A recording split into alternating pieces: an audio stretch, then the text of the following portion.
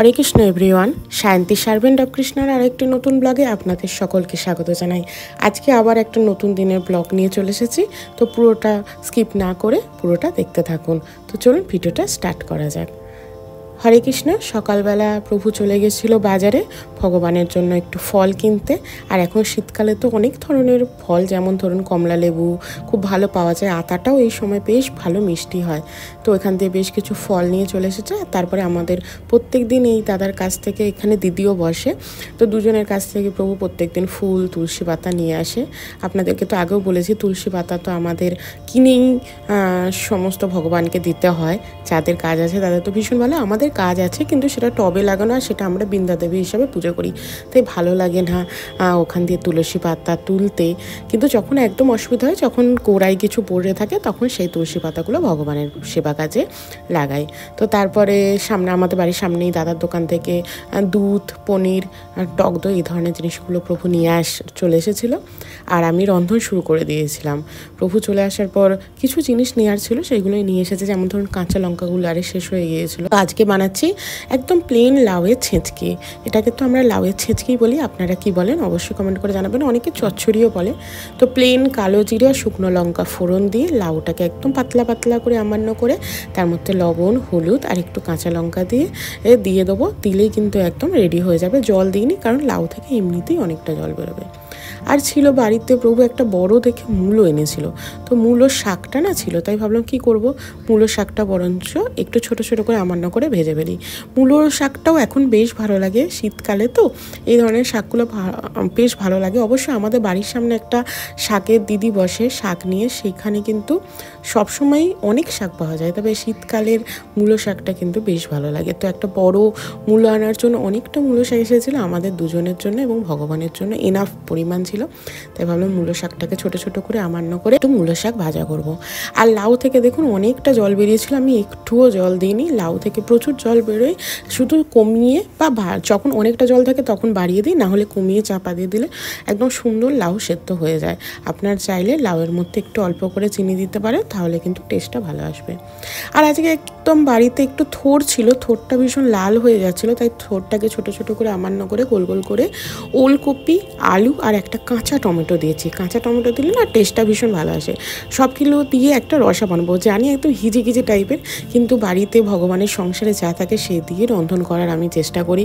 শুধু শুধু ফেলে দেবো কেন, এই পৃথিবীতে কত মানুষ আছে যারা কত সময় ভালো করে দুবার দুমুঠো অন্নও পায় না। সেই কারণে আমি চেষ্টা করি বাড়িতে যা থাকে মোটামুটি সেইগুলো দিয়ে রন্ধন করে দিতে। ভগবান তো আমাদের অনেক ভালো ভাগ্য যে ভগবান আমাদেরকে কৃপা করে দুবেলা অন্ন দেয়, ভালো জামা কাপড় দেয় এবং মাথার উপর একটা বাসস্থান রেখেছে। কিন্তু যারা ভাবুন একদম কিছুই খেতে পায় না সারাদিনে, তাদের কত কষ্ট। এই কারণে আমার বাড়িতে মোটামুটি যা থাকে হিজিবিজি হলেও আমি তাই দিয়েই মোটামুটি রন্ধন করে দেওয়ার চেষ্টা করি। তাই সেদিনকে ওলকপি, থোড়, কাঁচা টমেটো, আলু ছিল, সব কিছু অল্প অল্প ছিল। সেটাতে একটা রসার জন্য আগে প্রেশার কুকারে একটা সিটি দিয়ে দেবো, দিয়ে তারপরে রসাটা বানাবো, তাহলে ওলকপিটা সুন্দর সেদ্ধ হয়ে যাবে। একদম কাঁচা দিয়েছি, একটুও তেল দিয়ে ভাজিনি।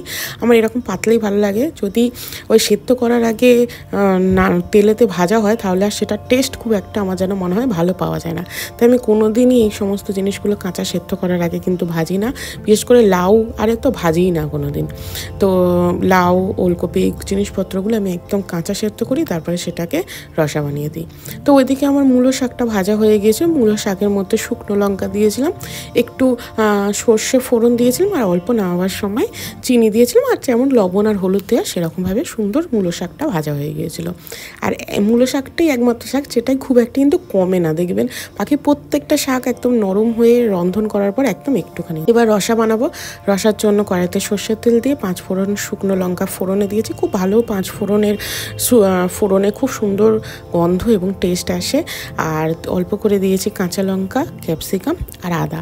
তো রসা যেটা ছিল, মানে যেটা কাঁচা একদম সেদ্ধ করেছিলাম জাস্ট লবণ দিয়ে, তো সেটার মধ্যে এখন হলুদ গুঁড়ো, অল্প লঙ্কা গুঁড়ো, জিরে গুঁড়ো, ধনে গুঁড়ো, আর একটু আমার মনে হয়েছিল যে লবণ লাগবে, সেই কারণে আমি পরিমাণ মতন আর একটু লবণ দিয়ে ভালো করে জল দিয়ে কিন্তু নেড়ে চেড়ে এটাকে আমি ভালো করে ঢাকা দিয়ে দেবো। এই রকম পাতলা রসা ভগবানকে দিতে বেশ ভালোই লাগে, খুব তাড়াতাড়িও রন্ধন হয়ে যায়। আর প্রত্যেক দিন তো আর সবসময় সব কিছু করা হয়ে উঠতে পারে না, তাই এই শীতকালটাতে আমি চেষ্টা করি খুব পাতলা পাতলা রসা রেডি করতে, একদম কম মশলা দিয়ে। ভগবানকেও দিতে খুব ভালো লাগে আর আমাদেরও সমস্ত কিছু পেতে কিন্তু ভালো লাগে। আমরা ভগবানের উদ্দেশ্যেই সমস্ত কিছু রান্না করি, কিন্তু কোথাও না কোথাও একটা নিজেদের পছন্দ মতনই কিন্তু রন্ধন করি, যে আজকে রসা হবে, কালকে লাউ হবে, পরশু পটল হবে। তাই ভগবানের জন্য রন্ধন করলেও নিজেদের পছন্দ মতন রন্ধন করে ফেলি। এটাও অবশ্য কি বলবো, একটা নিজের মনের একটা ইচ্ছা থেকে তৈরি হয়ে আসে। তো যেরকম আজকে মনে হয়েছিল একটু লাউ শাক ভাজি, লাউয়ের চচ্চড়ি করি, মূলো শাক ভাজি আর রসা বানাই। তো সেটাই এখন রেডি হয়ে গেছে। প্রথমে ভগবানের জন্য থালাতে অন্ন দিয়ে দিয়েছি, তারপর দেখুন যে লাউয়ের ছোট ছোট করে চচ্চড়ি বা ছেঁচকি বানিয়েছিলাম সেটা দিলাম, আর মূলো শাকটা দিয়ে দিয়েছি। আর এখানে রসাদা তখনও ফুটছিল, বন্ধ করে দিয়েছি, দিয়ে একদম গরম গরম ভগবানকে একটু ঠান্ডা করে পরিবেশন করব। একদম খুব গরমটা দিয়ে দিলে ভগবানের আবার গরম লাগবে। তো সমস্ত কিছু রেডি করার পর আমি একটুখানি চিড়ে আর টক দইটা টিফিনে আমরা সবাই প্রসাদ পাই, মানে প্রভু আমরা চিড়ে টক দই বিট লবণ দিয়ে একটা মাখিয়ে সেটাও ভগবানকে ভোগ নিবেদন করে দিলাম। আমি তো আগেও বলেছি যে প্রভু যেহেতু উইকডেতে প্রভুর যেহেতু অফিস থাকে, আমাদেরও সবার কাজ ধারে থাকে, তো সেহেতু আমরা সকালবেলাতেই ভগবানকে মানে তো ওই 9টা থেকে 9:30 পৌনে 10টার মধ্যেই ভগবানকে ভোগ নিবেদন করে দিই, ভোগেতে অন্ন নিবেদন করে দিই এবং টিফিনের ব্রেকফাস্টও নিবেদন করে দিই। তো এখন ভগবানের প্রত্যেকটা অন্নের উপর তুলসী পাতা দিয়ে ভগবানের ভোগ নিবেদন করে দিয়েছি, আর এখানে এখন ভগবানের ভোগটা তুলে দেবো।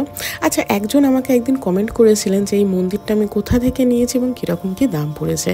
তো এই মন্দিরটা আমার পুরোটাই কাস্টমাইজ করে বানানো, আমারই একটা রিলেটিভের দোকান নিউ টাউনে, কলকাতার নিউ টাউনে আছে, ওনার কাছ থেকে বানিয়েছিলাম। তো মন্দিরটা বেশ কিছুদিন বানাতে সময় লেগেছিল, তো উনি ওনার মতন করে বানিয়ে দিয়েছেন। তো আমার মন্দিরটা অনেক ইনস্টাগ্রাম বা অনেক প্রভু বা মাতাজিদের জিজ্ঞাসা করে তাদের বাড়ির মন্দির থেকে তবেই বানিয়েছিলাম। তো আপনাদের যে ভালো লেগেছে মন্দিরটা, এটাই আমার কাছে সবথেকে পরম পাওয়া। ভগবানের ভোগ নিবেদন হয়ে গেছে, এখন প্রভুর জন্য ভোগটা গুছিয়ে দিচ্ছি। তো দিয়ে এবার আমরা সকালের টিফিন পেতে বসবো। তো সব সময় ভালো লাগে যে সকাল 9টা 9:30টার মধ্যেই সমস্ত কিছু রন্ধন করে ভগবানকে ভোগ নিবেদন করে দিতে। তো এই ছিল আমার একটা দিনের ভগবানের ভোগ নিবেদনের ভিডিও। কেমন লাগলো অবশ্যই কমেন্ট করে জানাবেন, ভালো লাগলে একটা লাইক করে দেবেন, আর যারা এখনো সাবস্ক্রাইব করেনি প্লিজ সাবস্ক্রাইব করে দেবেন। দেখা হবে নতুন একটা ভিডিও নিয়ে। হরে কৃষ্ণা।